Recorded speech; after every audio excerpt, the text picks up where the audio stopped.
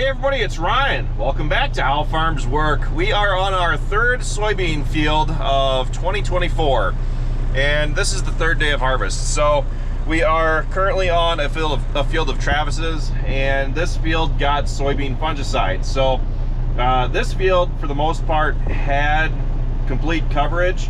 I left a small check strip that you can kind of see the outline of, but I'll talk about that some more here once we're done with this field, probably tomorrow.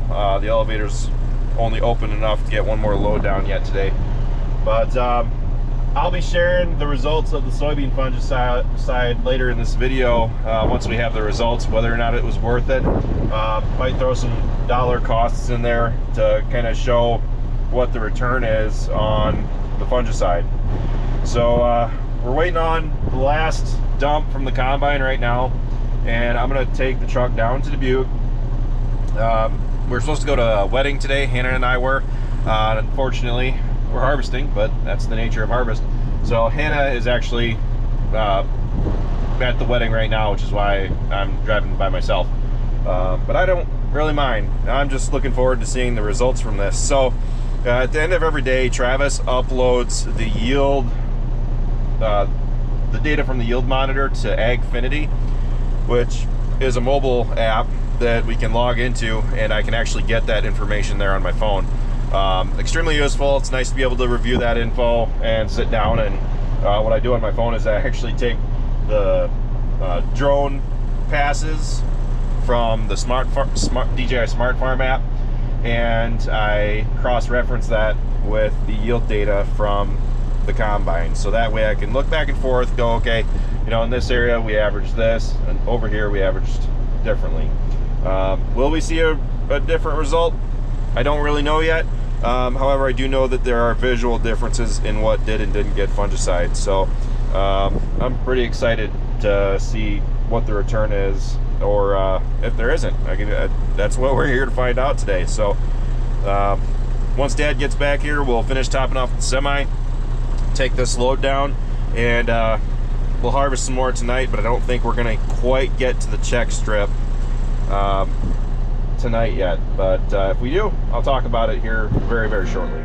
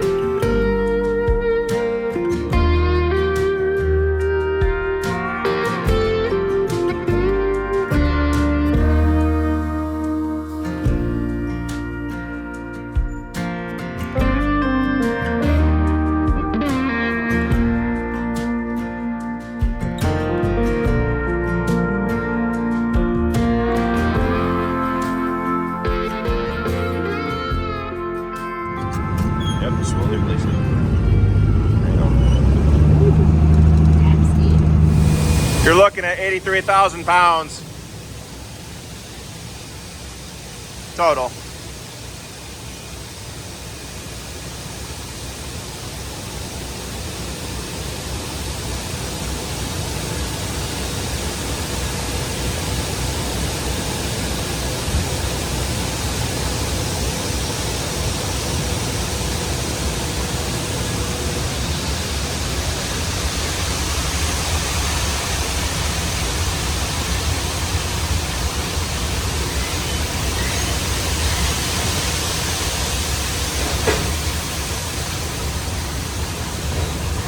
see how the beans get caught in the corners? You don't think so, but it really doesn't take much of that to add up. It'll do that sometimes, and we'll go across the scale, and we'll still have 200 pounds worth of grain on.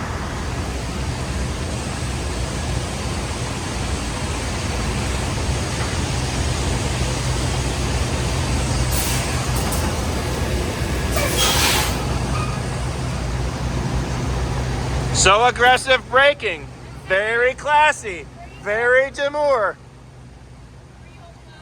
Yeah.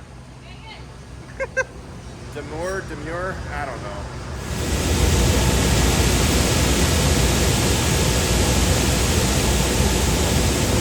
I'm seeing artists around town. Apparently there's an art competition where they go out and paint stuff. Kind of hoping that one of them draws me, or at least Big Red.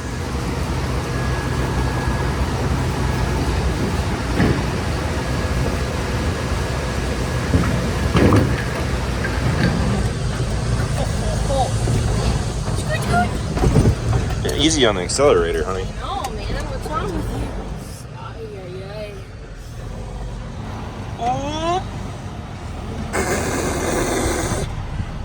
you? Yeah, you definitely curbed it there. That's how close I am? Yeah, you definitely put some fresh tire marks, or marks on the tires. Added style to them. You won't tell anybody? No. You can see a fungicide pass up there where the beans get a little bit lighter. So we're about to enter the fungicide pass right now. You can see the difference in color in the soybeans. About 30 seconds, the difference should be hitting.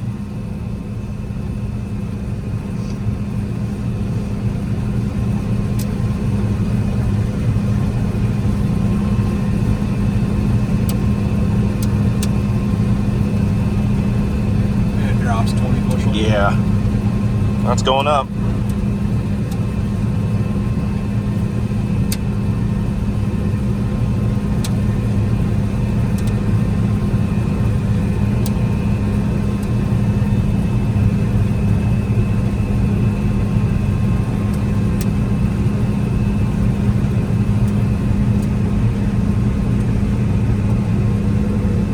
We're back out of it now.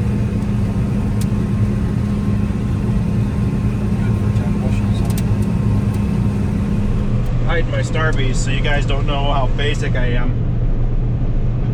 The cup won't fit in the cup holder because the camera monitor is right over top of it. The only time you'll ever catch me at Starbucks is for their apple crisp macchiato that they've got right now. With whole milk, of course, because screw that almond stuff. I'm actually really impressed / surprised with the difference in the soybean fungicide. If I had known that it was going to be, from what I can tell, 8 to 10 bushels difference on, well, it's way more than that on some of the spots, but I think the average is probably closer to 8 bushels by the time you factor in all the areas where it's not really seen on the yield monitor. It actually might take some more adjustment just in when you're looking at the yield monitor. I might have to go on there and draw boundaries to take averages to get a better picture, but as of right now it looks like it's probably an 8 bushel difference here. When it comes to the fungicide, from what I see on this field and what I've seen on the other fields, although on this one it's been the clearest, is that I'm going to do more fungicide next year unless weather conditions I feel won't pay off. But on this field in particular, it's really nice because it's easy to stay on 12 rows, so you get a better picture at the yield monitor. It's more regular as you're going across the field, and I can definitely tell a difference as to what got fungicide and what didn't. So like I said, definitely we'll be doing more next year, like significantly more.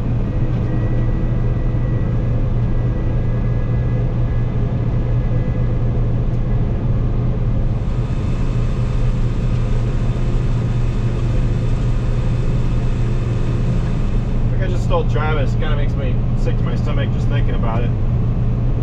Seeing the difference between the fungicide and no fungicide this year, because I should have done a lot more, at least on this farm.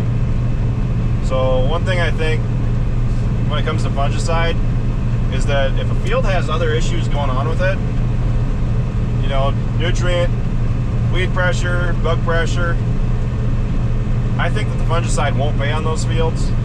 Where fungicide will pay is on your best performing fields that always have consistent yields, that are consistently good. I think that's where the money's at. Because although I think we saw a yield difference everywhere this year, it's huge here.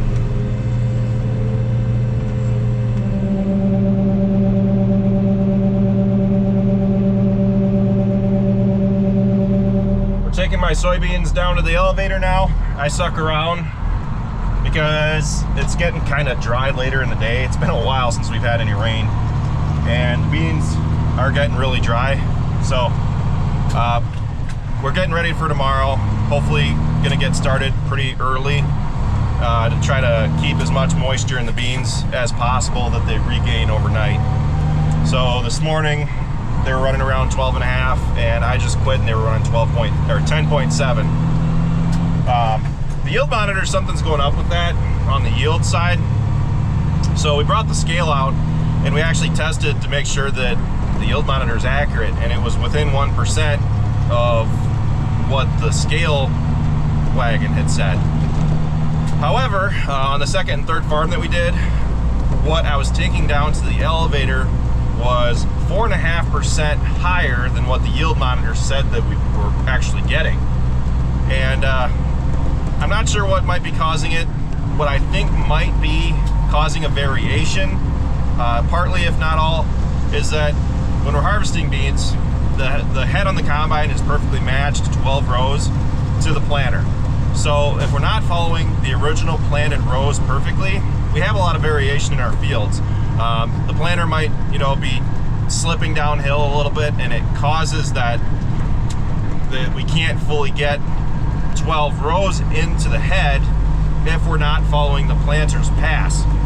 And I think what might be causing that is that the variation in the yield is the fact that you'll be overlapping on that 12th row, so you're actually only taking in 11 rows, and the combine, how it shuts off the sections of the head on the beans is in sections of 10%. So you have to be overlapping by 10% in order for it to actually register and shut that off to make your yield more accurate. So in the end, it might actually think that we're harvesting on more acres than we actually are. Therefore, our harvested acres are higher, and the actual acres is, you know, an acre or two lower, maybe, depending on the field. That would mean that on a lot of these fields where we have contours, you'd see a lot more of that. And it's hard to say really, but what the yield monitor should still show is the variation between each pass. So we can still look at the yield data, and if I have to, I can kind of divide the actual scale tickets between the fields to get the actual average. And that way I can look at these fungicide trials and go, okay, yeah, and there's a difference there. And you can look at the trials on this farm, and I think that you can tell a difference. We are now a week and a half into harvest, and we are just about to finish the soybeans. So I'm looking over the yield monitor data, and I'm trying to get an idea of what the difference was between the fungicide and what didn't get fungicide. So I really enjoyed doing the check strip trials because it helps me get a better idea on what the difference was. Looking at our check strips, I think that it's very clear to see that our better performing fields have that more distinct variation with the fungicide. But it can vary year to year because, you know, we're spread so far apart that no two farms get the same amount of rain. And On this field in particular, where I did the most check strips, I'm not sure what happened straight down the middle of the field where the yield monitor said it was reading low. I'm not sure how much I really believe that, but once I got on our planter row and I just stuck to those 12 rows, on the left half of the field, you can definitely see a difference where the fungicide was. It varies, you know, throughout the field where it's still green outside of that check strip, but man, it just gets dark green right in the middle of them, in some of those spots. And again, not all of them. So it's cool to see that we did see a difference with the fungicide. My guess is that with the soybeans, we saw at least a 5 bushel an acre average across every acre that I sprayed. And on some fields that are higher performing fields, I think we definitely saw at least a 10 bushel an acre gain. And again, one of the nice things about fungicide is that it's a late season application. You can monitor the weather throughout your growing season, so you can say, okay, you know, we're being set up for a good fungicide run. Might as well put it out. I think that it definitely this year paid off. So our break even was 2.1 bushels on the field that just had the fungicide. That's not including any application costs for the drone, which I'm not charging Travis or Dad for either. I'm just doing whatever they want to put the money towards, and I think this year it definitely did pay off. So I'm looking forward to seeing how the corn yields. I did much fewer check strips out in the corn, and I don't think it's going to be as obvious. But on this farm, I do have what's on the left didn't get any fungicide here, and then the field just opposite the field road did. I think that'll be a cool comparison to see if we notice any difference there. But I don't have any good check strip trials like I did with this, because we had a hot load. We told them how many acres we wanted mixed up.